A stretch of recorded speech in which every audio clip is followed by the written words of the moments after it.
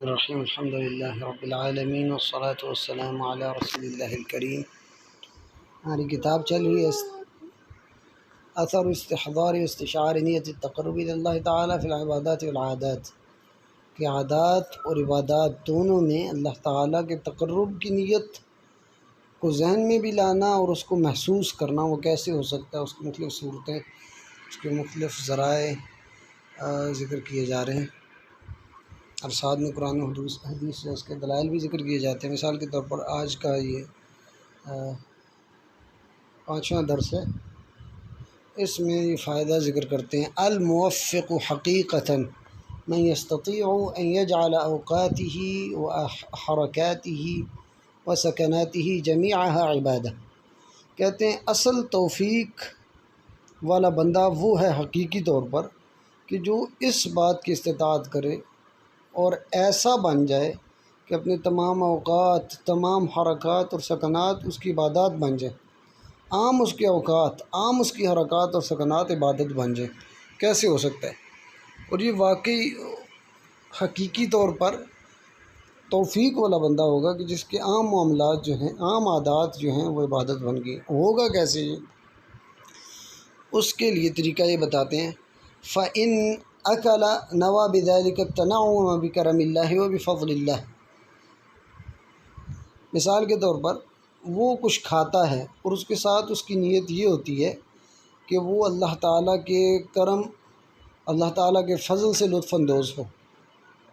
واللہ تعالیٰ یحب من عبدہ، اور یہ بھی نیت ذہن میں رکھے کہ واللہ تعالیٰ یحب من عبدہ اذا انعم علیہ نعمتا ان یرا اثر نعمتہ علیہ، کہ اس کو اس بات کا بھی احساس ہو، اس بات کو بھی ذہن میں لائے، کھا رہا ہے وہ عام کوئی چیز کھا رہا ہے اور اس سے لطف اندوز ہو رہا ہے، لیکن ساتھ ساتھ اس کے ذہن میں یہ ہے کہ اللہ تعالیٰ اس بات کو اپنے بندے سے پسند کرتا ہے کہ جب اللہ تعالیٰ اس پر نعمت کرے کوئی، تو وہ اس نعمت کا اثر اپنے بندے پر جب اللہ تعالیٰ دیکھتا ہے تو اللہ تعالیٰ اس سے خوش ہوتا ہے، اللہ تعالیٰ اس کو پسند کرتا ہے، اللہ اس چیز کو محبوب رکھتا ہے۔ جب یہ بات اس کے ذہن میں آئے گی، اس کی نیت میں آئے گی، اس کو دل میں حاضر کرے گا، تو اس کا کھانا بھی عبادت بن جائے گا کہ یہ تو اللہ تعالیٰ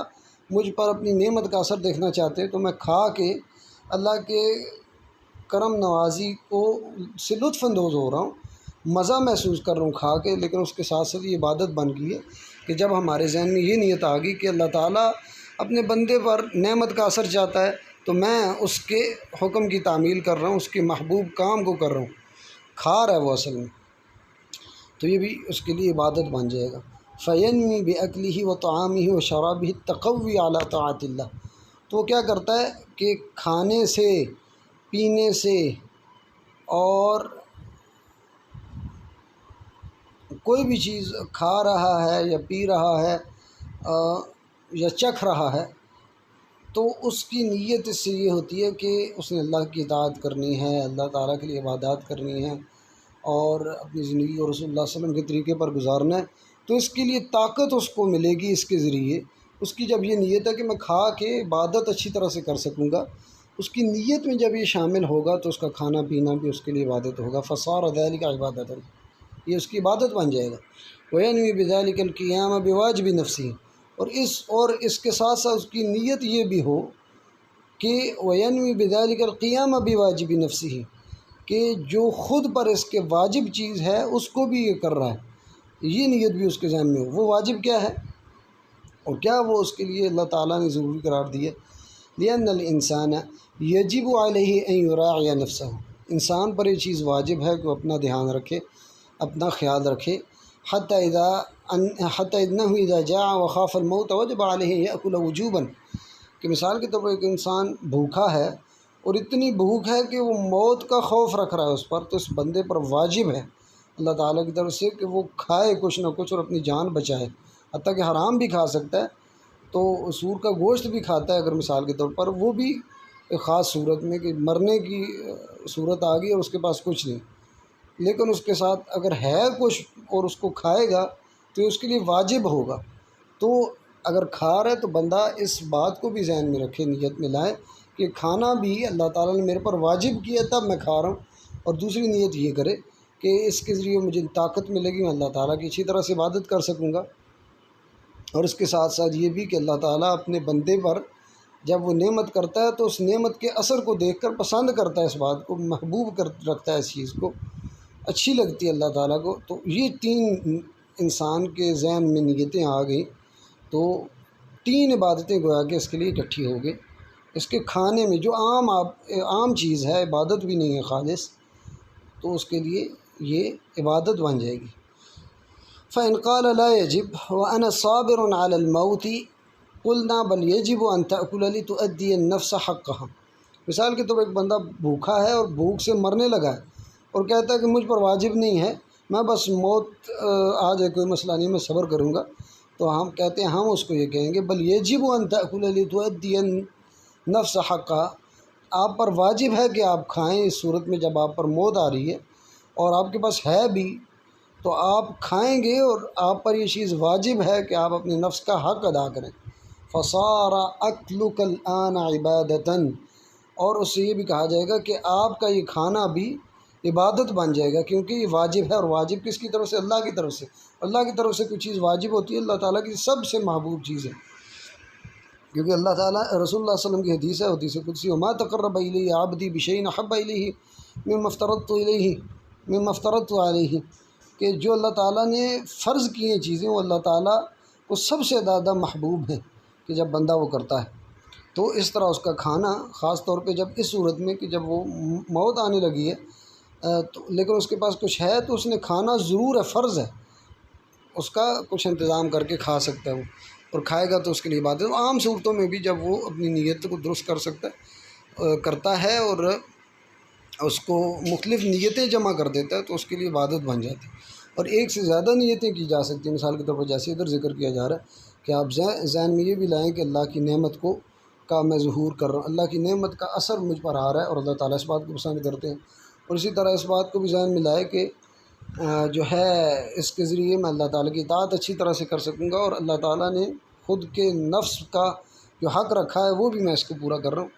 تو یہ تین باتیں گویا کہ اس کے عام کام میں اکٹھی ہو جائیں گی۔ اسی طرح کہتے ہیں لباس کا معاملہ ہے، فَإِنَّكَ تَلْبَسُ الثَّوْبَ تَسْتُرُ عَوْرَتَكَ، مثال کے طور پر لباس کا معاملہ ہے، آپ لباس پہنتے ہیں تاکہ آپ اپنی شرمگاہ کو ڈھک سکیں، اپنے جسم کو ڈھک سکیں، وَلِتَتَنَعَّمَ بِهِ بِالْوِقَايَةِ مِنَ الْبَرْدِ وَالْحَرِّ، اور اس کے ساتھ ساتھ آپ اللہ تعالیٰ کی نعمت سے لطف اندوز بھی ہوتے ہوئے اور اپنی اللہ تعالیٰ کی نعمت کو استعمال کرتے ہوئے سردی یا گرمی سے بھی بچتے ہیں اس کپڑے کے ذریعے، جیسا کہ اللہ تعالیٰ نے ذکر کیا وَجَعَلَ لَكُمْ سَرَابِيلَ تَقِيكُمُ الْحَرَّ وَسَرَابِيلَ تَقِيكُمْ بَأْسَكُمْ، کہ اللہ تعالیٰ نے آپ کے لیے قمیضیں بنائی ہیں اور کپڑے بنائے ہیں جن کے ذریعے آپ گرمی سے بچتے ہیں، اور کچھ ایسے بنائے ہیں قمیضیں جو آپ کو تکلیف سے بچاتی ہیں یا جنگ سے بچاتی ہیں، جس کو زرہ کہا جاتا ہے، لیکن اس کا تعلق پہلے سے وَجَعَلَ لَكُمْ سَرَابِيلَ تَقِيكُمُ الْحَرَّ، آپ کو گرمی سے آپ کے کپڑے بچاتے ہیں۔ تو یہ بھی اللہ تعالیٰ نے کہا ہے کہ میں نے آپ پر نعمت کی ہے، تو اس نعمت کو بھی آپ محسوس کر سکتے ہیں کہ اللہ تعالیٰ کی نعمت ہے، اور اللہ تعالیٰ اس بات کو پسند کرتا ہے کہ بندے پر اپنی نعمت کو دیکھے، تو اس نیت کو بھی ذہن میں لا کے بندہ لباس پہن سکتا ہے، تو اس کے لیے لباس پہننا عبادت ہوگا الی آخری۔ اور اسی طرح اس کی بہت ساری اور مثالیں ہو سکتی ہیں۔ المہم، مقصود بات یہ ہے، کہتے ہیں واللہ انہ تفوت علینا اشیاء کثیرہ، کہتے ہیں ہم سے بہت ساری چیزیں رہ جاتی ہیں، تضیع علینا، بلکہ ہم یہ ضائع کر دیتے ہیں بہت ساری چیزیں، وکلہ بسبب الغفلۃ عن النیہ، اور سارے کے سارا معاملہ اس وجہ سے کہ ہم نیت سے غافل رہتے ہیں۔ وَإِلَّا فَلَوْ اسْتَحْضَرْنَا النِّيَّةَ لَكَانَتْ كُلُّ حَرَكَاتِنَا وَسَكَنَاتِنَا عِبَادَةً نُثَابُ عَلَيْهَا، اور اگر ہم نیت کو ذہن میں حاضر کرنا سیکھ جائیں، کر لیں اور اس کی عادت بنا لیں، تو ہماری ہر حرکت، ہمارا سکون، رکنا، چپ ہونا، یہ ساری چیزیں ہماری عبادت بن جائیں جن پر ہمیں ثواب ملے، عام معاملات عبادت بن جائیں۔ اللہ تعالیٰ سے دعا ہے کہ اللہ تعالیٰ ہمیں عبادت میں بھی اپنی نیت کو درست کرنے کی، ایک سے زیادہ نیتوں کو، اچھی نیتوں کو جمع کرنے کی، اور عام معاملات، عام عادات، کھانے پینے، لباس وغیرہ میں بھی نیتوں کو درست کرنے کی، اور اللہ تعالیٰ کے لیے نیتوں کو کرنے کی توفیق عطا فرمائے تاکہ وہ بھی ہمارے لیے عبادت بن جائیں۔ سبحان ربک رب العزت عما یصفون، وسلام علی المرسلین، الحمد للہ رب العالمین۔